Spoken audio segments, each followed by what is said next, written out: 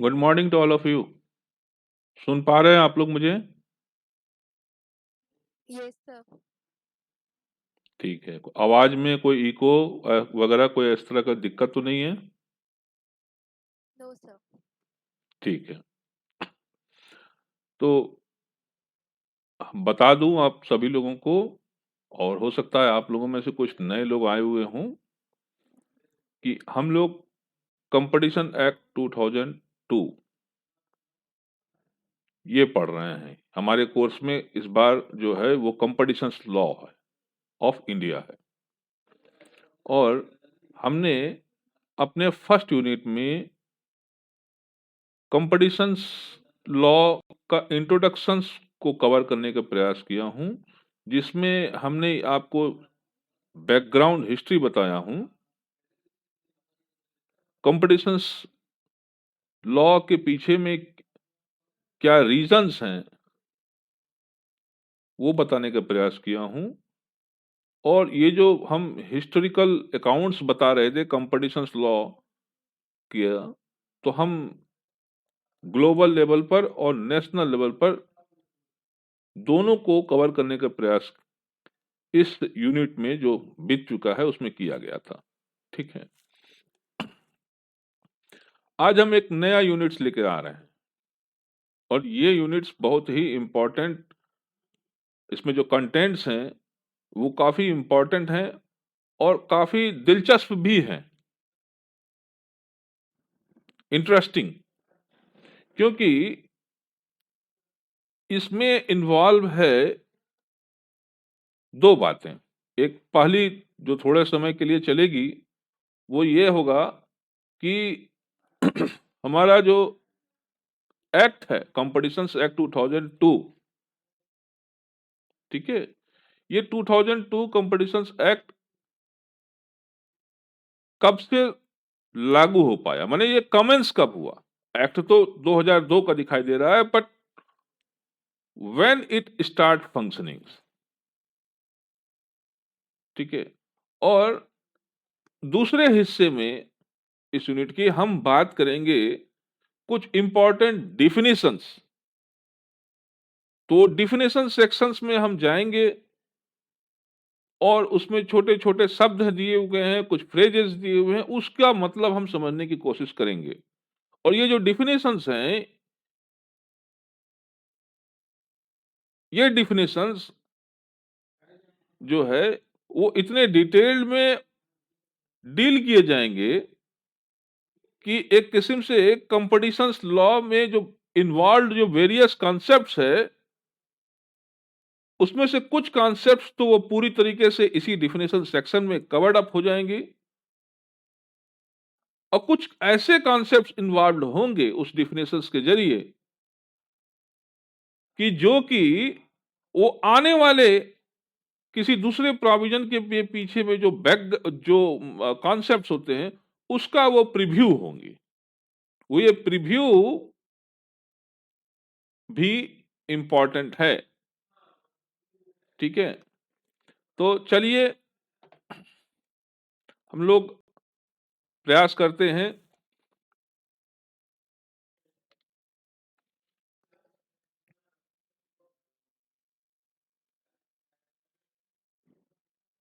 ये स्लाइड दिखाई दे रहा है बेटा? Yes sir. हाँ। तो x tends commencements and important definitions।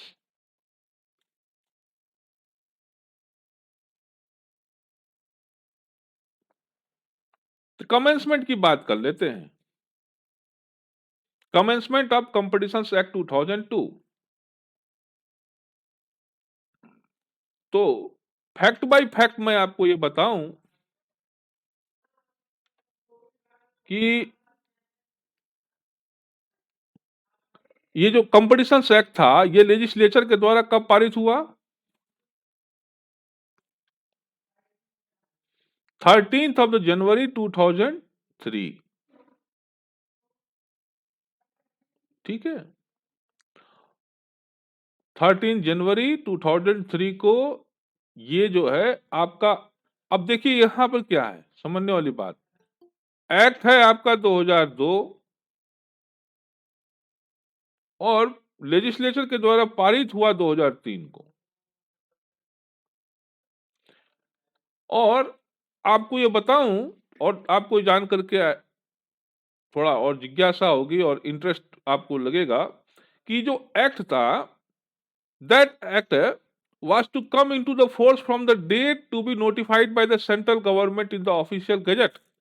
इसका मतलब ये था कि ये जो एक्ट है, लेजिस्लेचर ये नहीं चाहती थी कि आज ये पारित हुआ और तुरंत का तुरंत ये जो है लागू हो जाए। नहीं, कुछ ऐसी प्रॉब्लम्स थी, कुछ चल रही थी पृष्ठभूमि में, जिसके कारण लेजिस्लेचर एक्ट तो बना दिया, एक्ट तो लेजिस्लेचर से पारित हो गया, लेकिन लेजिस्लेचर चाहती थी कि ये उस तारीख से लागू हो जिस तारीख से सेंट्रल गवर्नमेंट जो है ऐसा करने के लिए ऑफिशियल गजट में नोटिफाइड करे।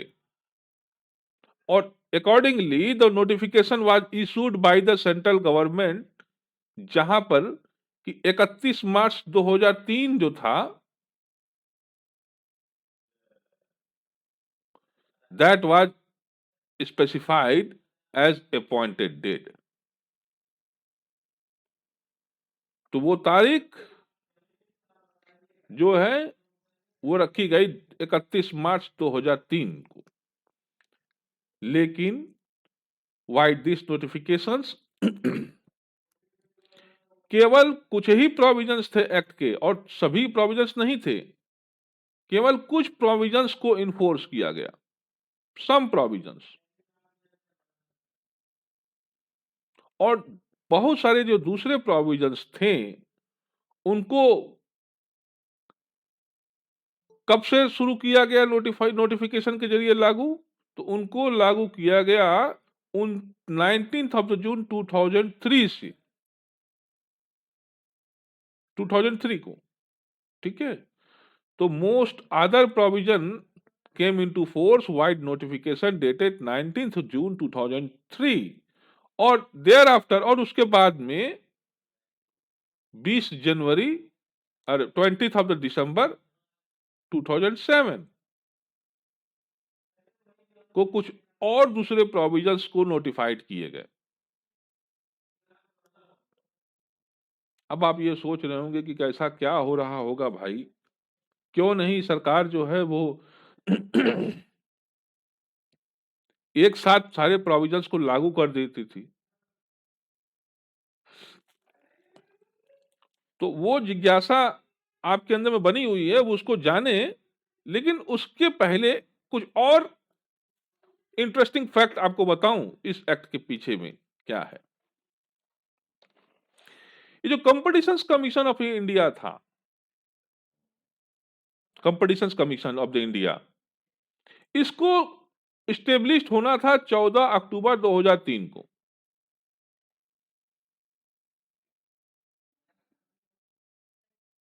ठीक है, लेकिन ये फंक्शनल नहीं हो सका,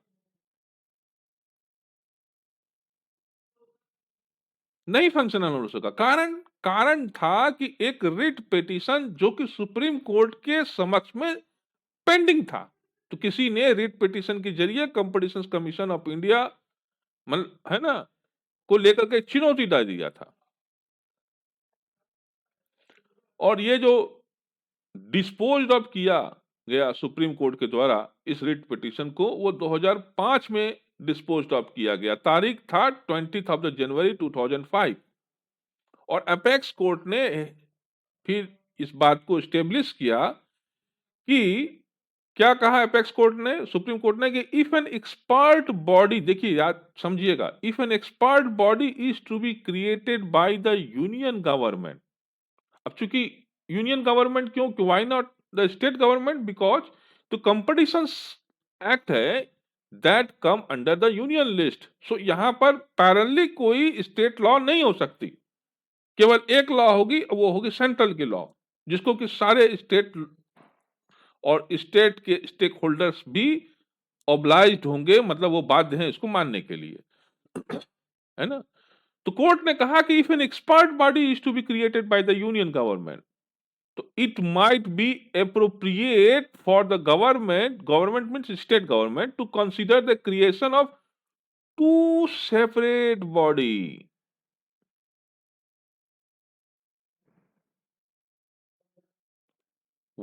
एक उसमें से ऐसा हो जो कि एक्सपर्टाइज हो किस चीज के लिए, for advisory and regulatory functions, कि वो one with expertise for the advisory and regulatory functions and other for educatory functions. और ये जो दोनों जो बॉडीज सेपरेट सेपरेट बॉडीज होंगे, है ना, वो अलग अलग काम करेंगे। वो इस आधार पर आधारित होंगे जो कि डॉक्ट्रिन ऑफ सेपरेशन का आधार होगा। वो डॉक्ट्रिन ऑफ सेपरेशन, वह आधार जो कि संविधान के अंदर में निहित है। Getting my point? आप लोग समझ पा रहे हैं मैं क्या कह रहा हूं? तो keeping in view of the supreme court of the India,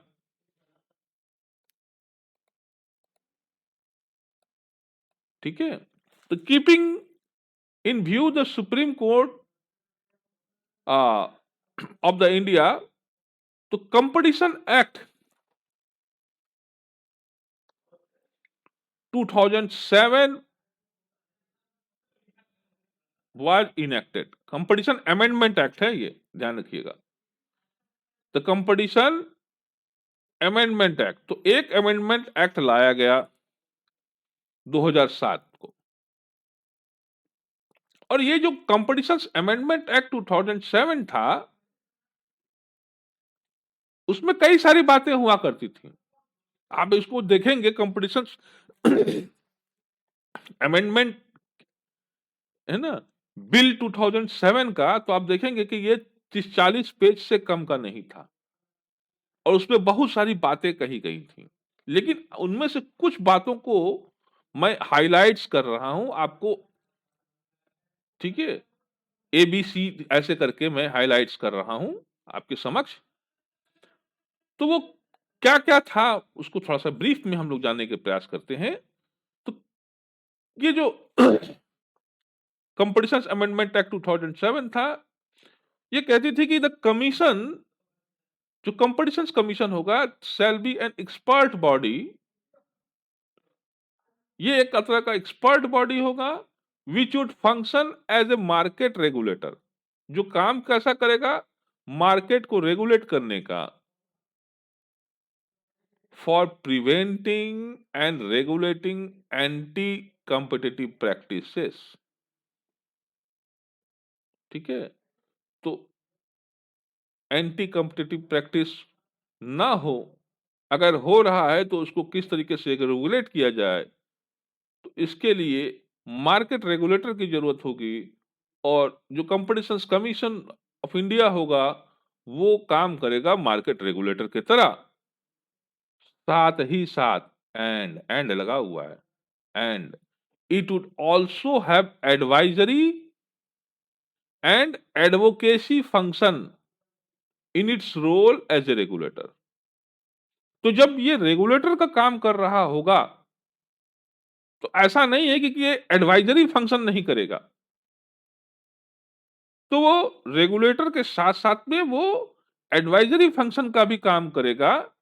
और साथ साथ में वो जहां कभी जरूरत होता है कि कंपटीशंस का एडवोकेसी करना। अब एडवोकेसी से क्या मतलब है? कंपटीशंस बोला, हाँ, वकालत करना कंपटीशंस की, है ना, तो वो वकालत का भी काम करेगा। अब वकालत का मतलब यहां पर ये मत समझ लीजिएगा कि जैसे वकील लोग वकालत करते हैं, तो यहां पर एडवोकेसी का मतलब for working towards the promotions of the competitions. ठीक है, both in the national perspective and in international perspective. तो इंटरनेशनल पर्सपेक्टिव में भी, इंटरनेशनल कम्युनिटी में भी जो है कंपटीशंस बने, भारत के द्वारा लिए गए जो कंपटीशंस है ना, कंपटीशंस लॉ के द्वारा जो कंपटीशंस से प्रति जो मीजर्स हैं, वो उस मीजर्स को वकालत करना इंटरनेशनल कम्युनिटी में, ताकि इंटरनेशनल कम्युनिटी को रिलाई कराया जा सके कि डब्ल्यूटीओ में जो आपने सुझाए थे कि हर मेंबर नेशंस को ये करना होगा, तो ये देखिए भारत ने किया। ठीक है, चलिए, तो this is the one things. Next thing क्या है कि ये कंपटीशंस अमेंडमेंट एक्ट दूसरा चीज क्या प्रोवाइड करता था? For mandatory notice of merger or combination by a person or enterprises to commission within 30 days and to empower the commission for imposing a penalty on a person or enterprises which fail to give the same. So besides the what's the role a competitions commission would play, that role as a market regulator, that role as a advisors, that role as a advocate. Besides that, Competitions Commission will look after the affairs of the mergers and combinations, that affairs of the mergers or combinations which is taken by the persons or which is taken by the enterprises, no matter.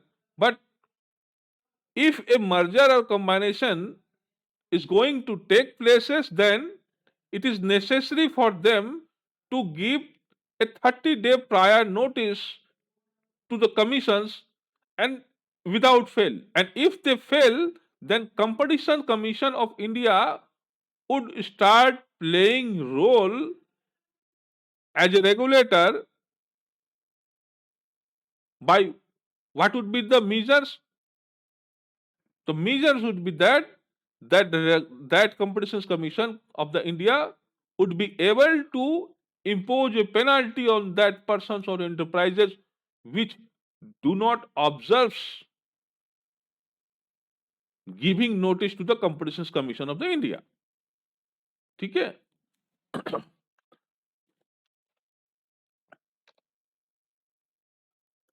Third काम, वो competition amendment act 2007 जो है, it also provided for establishment of competitions appellate tribunal. तो ये competitions appellate tribunal, इसके establishment के लिए भी प्रोविजंस जो है इसमें था। और ये जो कंपटीशंस अपीलेट ट्रिब्यूनल है, ये कैसा होगा? It shall be quasi judicial body, and that body will be established to hear and dispose of the appeal cases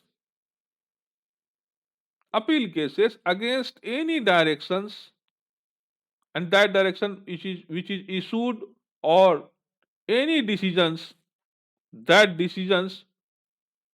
which is issued by the commissions. तो आप कोई है ना डायरेक्शंस हो, कोई इश्यूज हो या कोई डिसीजंस हो, अगर वो पारित किए जाता है कमीशंस के द्वारा और किसी व्यक्ति को, किसी इंटरप्राइजेस को या किसी दूसरे इंटरेस्टेड पर्संस को अगर ये लगता है कि ये ठीक नहीं है, ये गलत है, तो कम से कम कोई एक बॉडी तो होना चाहिए जहां पर अपील हो सके। तो ये कंपटीशंस अमेंडमेंट एक्ट एक कंपटीशंस अपीलेट ट्रिब्यूनल का भी प्रावधान करता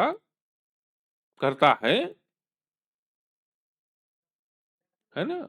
और ये ट्रिब्यूनल जिसका कि नेचर एक क्वासी जुडिशियल बॉडी का होगा, जो कि अपील की केसेस को देख सकेंगे। Next thing which this act means 2007 amendment act है ना, जो प्रोवाइड करता था वो प्रोवाइड करता था for education by the competition appellate tribunal of the claim on compensation and passing of order for recovery of the compensation from any enterprises for any loss or damages suffered as a result of contraventions of the provision of the act. ठीक है, तो क्या provide करता था? Education by competition appellate tribunal of claim on compensation and passing of order for recovery of compensation from any enterprises or any loss or damages suffered as a result of contraventions of the provision of the act. Just a hold minute, कुछ आवाज आ रही है। अरे मुकेश,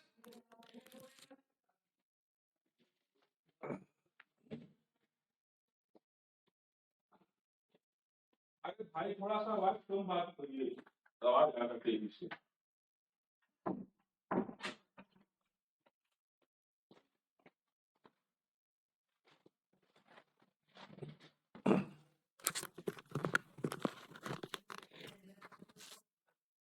ठीक है, तो ये competition appellate tribunal, इसका काम जो है ये भी इस एक्ट के जरिए, अमेंडमेंट एक्ट के जरिए तय किया गया कि ये जो है ऐसे क्लेम को सुनेगी, ऐसे दावों को सुनेगी जो दावा किस बात के लिए हो, कि कोई कंपनसेशन पाने के लिए हो और उसके रिकवरी से संबंध, कोई ऑलरेडी कंपनसेशन किसी के ऊपर में है तो उसका रिकवरी के लिए हो। तो passing an order for the recovery of the compensation from any enterprises और फॉर एनी लॉस और for damages suffered as a result of contravention of the provision of the act. ठीक है, तो ये भी जरूरी था। Next, for implementation of the order of the competition appellate tribunal as a decree of a civil code. अब ये जो कंपटीशन अपीलेट ट्रिब्यूनल है, ठीक है ना, तो ये अगर कोई ऑर्डर पारित करते हैं तो उसका इंप्लीमेंटेशन हो सके, उसको माना जाए कि वो एक तरीके की डिक्री है, ठीक उसी तरीके का जैसे कि वो डिक्री एक सिविल कोड के द्वारा पारित किया गया हो, तो उसका implementing effect will be at par to the civil code. तो ऐसा प्रावधान भी होना चाहिए। तो ये आपका amendment act that provide also for this. ठीक है ना। Next thing that this amendment act provides is that for filing of an appeal against the order of the competition appellate tribunal to the Supreme Court of the India, if a person is aggrieved by the order of the order of a competition appellate tribunal, then that person would be able to file an appeal before the Supreme Court of the India. So this measures, ये जो चीज है, इस चीज को भी जो है ये अमेंडमेंट एक्ट जो है लेकर के आया। नेक्स्ट वो ये कि for imposition of penalty by commission for contravention of its order and in certain cases of continued contravention as a penalty, तो ये भी जरूरी था। अगर कंपटीशन कमीशन ने अगर अपने ऑर्डर कोई ऑर्डर पारित किया या कंपटीशन अपीलेट ट्रिब्यूनल ने कोई ऑर्डर पारित किया और वो ऑर्डर का कंप्लायंस नहीं हो रहा है बल्कि उसका कंट्रवेन हो जा रहा है, तो ऐसे मामले में if it's compliance is not being observed और इट इज, है ना, someone or the enterprises or individuals start contravening its order, then there should be the provisions of the penalty. The Competitions Commission of the India or its appellate authority should have a power to impose the penalty, not as a not as always in a natural circumstances, in a ordinary circumstances, but also a different penalty when the situation is that enterprises is continually contravening the provisions. ठीक है, तो ऐसा भी प्रावधान हो। तो ये बातें मैंने आपको कुछ बताएं, कुछ पॉइंट्स को मैंने आपके सामने में फोकस किए। अब इंटरेस्टिंग बात यह है कि ये जो बिल था, बिल से मतलब कौन सा? ये बिल से मतलब वो अमेंडमेंट बिल, ना कि कंपटीशन एक्ट वाला original bill. Competition amendment act बनने से पहले जो बिल प्रस्ताव जो लेजिस्लेचर में लाया गया था, मैं उसकी बात कर रहा हूं। इस बिल का उद्देश्य ये भी था, also aimed at continuation of monopoly and restrictive trade practices commission till 2 years after the constitutions of the competition commission। Interesting है ना बात?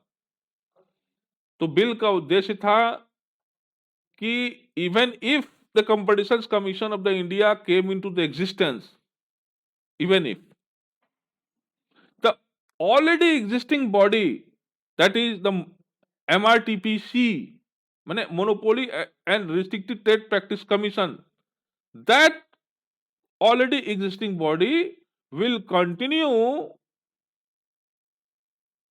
up to 2 years। और ये 2 year कहां से काउंट होगा? जिस तारीख से कंपटीशन कमीशन ऑफ इंडिया गठन होगा। तो ऐसा उद्देश्य इस बिल का था। ठीक है, किस लिए?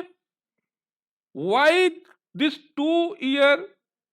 जबकि आपका competition commission of India established हो गया तो वो 2 year चाहिए था, हुआ करता था, उन्हें चाहिए था। उसके प्रति आशय क्या था कि जो केसेस हैं ऑलरेडी पेंडिंग केसेस, जो MRTP एक्ट 1939 के तहत जो MRTPC जो है उस केस को डील कर रही थी, वो डिसॉल्व हो सके। तो according to bill, MRTPC would not entertain new question. और इसी बिल में यह भी आशायित था कि MRTPC जो है वो नया केसेस जो उसके सामने में आएगा वो उसको इंटरटेन नहीं करेगी, क्योंकि नया केसेस MRTPC के तहत इसको कंपटीशन कमीशन देखेगी। तो cases still remaining pending after. अब ये भी बात उसमें कही गई कि अगर इस केस जो है 2 साल के बाद भी अगर पेंडिंग रह जाती है, और 2 साल के अंदर में जो 2 years का जो स्पान है, if it is which is given to the working for the MRTPC is, if it is exhaust and the cases is still remaining pending, then वो जो केसेस होंगे वो कंपटीशन अपीलेट ट्रिब्यूनल के पास में transferred कर दिए जाएंगे। या अगर अपीलेट ट्रिब्यूनल कमीशन के पास में नहीं गया तो उसको नेशनल कमीशन के पास भेज दिया जाएगा। नेशनल कमीशन कौन वाला? Consumer protection act. और आपको मालूम है कि कंज्यूमर प्रोटेक्शन एक्ट के तहत में जिले लेवल का फोरम होता है, स्टेट लेवल की एक कमीशन बॉडी होती है, और सबसे सुप्रीम होता है नेशनल लेवल पर एक कमीशन होती है। ठीक है, तो स्टेट कमीशन स्टेट लेवल पर, नेशनल माने इंडिया लेवल पर, तो नेशनल कमीशन के पास भेज दिया जाएगा। अब कौन सा मैटर अपीलेट कमीशन के पास भेजा जाएगा और कौन सा मैटर जो है वो नेशनल कमीशन ऑफ द है ना under the consumer protection act 1986 के तहत में भेजा जाएगा, ये डिपेंड करेगा कि वो जो केसेस जो ट्रांसफर जिनको करने हैं उनका नेचर क्या है। अकॉर्डिंग अब यहाँ आपको मैं छोटा सा बात बता दूं, ये 1986 जो है अब नहीं रहा, कंज्यूमर प्रोटेक्शन एक्ट नया आ गया है, ठीक है, लेकिन उस समय जब ये आई थी तब 1986 थी। चलिए आगे बात देखते हैं, इंटरेस्टिंग बात, कुछ फैक्चुअल बात करते हैं। 6 साल बीत गया, एक है ना, 6 साल बीतने के बावजूद भी सीसीआई जो है, माने competition commission of India, did not take up any cases, कोई भी केस को उसने टेकअप ही नहीं किया। तो कंपटीशन कमीशन ऑफ इंडिया बन जाने के बाद में फिर इस कंपटीशन कमीशन ने किया क्या? ये कुछ नहीं किया, ये केवल और केवल एडवोकेसी वर्क किया।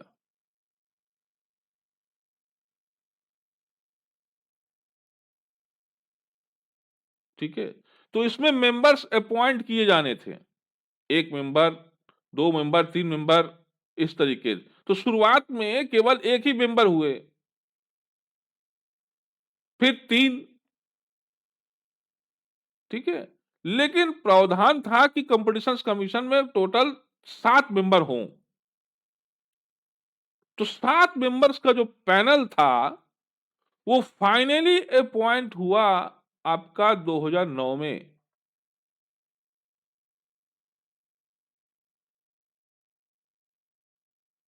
इंटरेस्टिंग बात कि वो सेक्शंस जो एंटी कॉम्पिटिटिव एग्रीमेंट से रिलेटेड थी, जो कि सेक्शन 3 में दी गई हुई हैं, और वो सेक्शन जो कि एब्यूज ऑफ डोमिनेंस से रिलेटेड थी, जो कि सेक्शन 4 में दिया गया था, वो नोटिफाइड किया गया कब? 2009 को।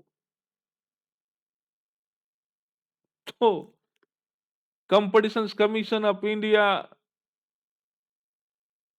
एक्ट 2009 पारित होता है लेजिस्लेचर के द्वारा 2003।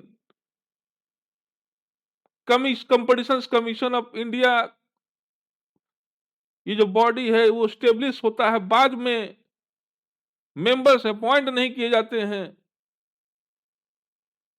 पूरे मेंबर्स होते हैं 2009 में।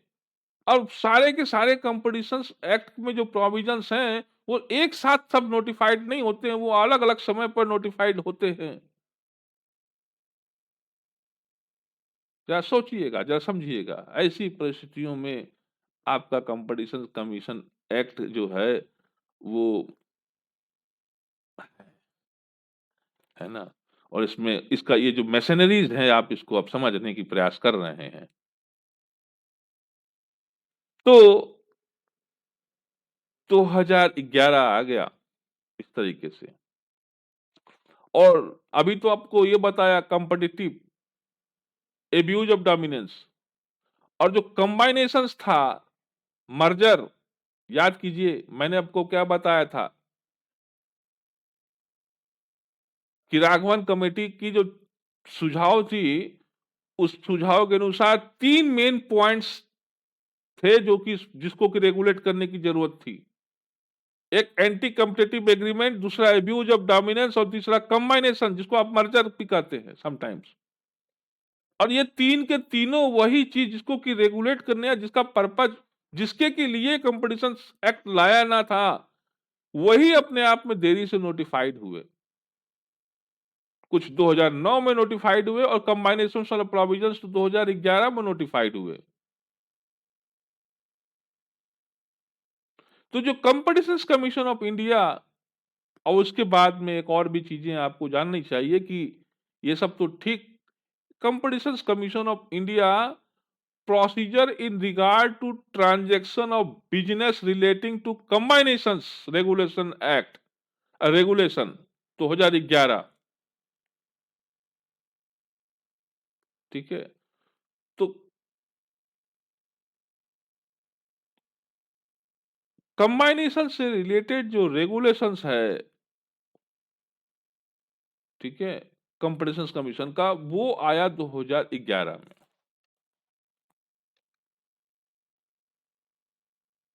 जून 2011। और फिर उसके बाद नोटिफिकेशन हुआ 43A का और सेक्शन 44 का, और इस नोटिफिकेशन के साथ में कंपटीशन एक्ट 2002 वो फुल्ली नोटिफाइड हो गया 1 जून 2011 से। तो ये 1 जून 2011 में दो और सेक्शंस का नोटिफिकेशन किया गया, 43A and 44, and by these notifications you can say that all the provisions of the Competitions Commission of the India has been notified, and therefore Competitions Act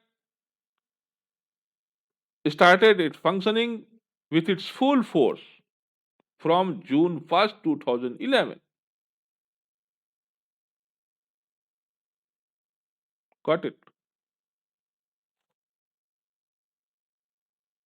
तो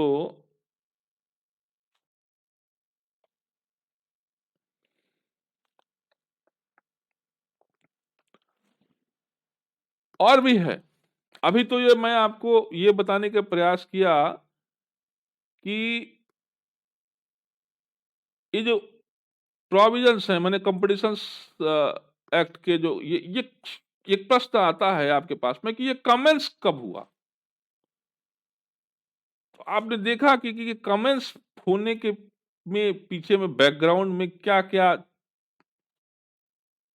फैक्ट्स छिपी हुई थी, इसको मैंने एक्सप्लोर करने की कोशिश किया, आप लोगों के साथ में मैंने इसको शेयर करने की कोशिश किया। अब इसके बाद में इस यूनिट का जो दूसरा फोकस है वो है डिफिनेशंस को डील करना। तो हमारा प्रयास होगा कि हम कुछ इंपॉर्टेंट डिफिनेशंस को ही कवर अप करेंगे, सारे के सारे डिफिनेशंस को कवर अप करने का प्रयास नहीं करेंगे, तो कुछ छोड़ देंगे और अच्छे से प्रयास करेंगे समझने का। ठीक है, तो आज के दिन जो है मैं अब आगे डील नहीं करूंगा। कुछ आप लोगों को प्रश्न पूछना हो तो पूछ सकते हैं आप लोग। कुछ पूछना है?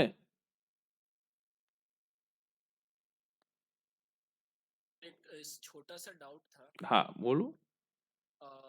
जब आप बता रहे थे सर इसके फीचर्स, इस कंपटीशन कमीशन के कमेंसमेंट का, तो उसमें एक पॉइंट आया था कि जो डिग्री माना जाएगा इसको, तो क्या सीपीसी के प्रोविजंस इसमें इनेबल होंगे सर एग्जीक्यूशन ऑफ डिग्री वाले? इसको मान लिए जाएंगे कि इसको मान लिए जाएंगे कि ये जो है वो डिक्री होगा, ये वही डिक्री होगा जो कि सीपीसी के अंतर्गत में डिक्री होता है, डिक्री होती है। और जिस तरीके से सीपीसी में जो डिग्री को इन्फोर्स किया जाता है वो उसी तरीके से यहां पर भी जो है इसको भी जो है इन्फोर्स करने का प्रयास किया जाएगा। वैसे ही इन्फोर्स होगा जैसे कि एक ऑर्डिनरी डिग्री जो है वो पास होती है सीपीसी के तहत में।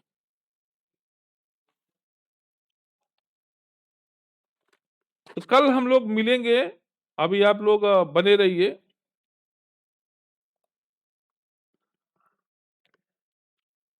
ठीक है, जब मैं अटेंडेंस ले लेता हूं तब उसके बाद आप लोग जाइएगा।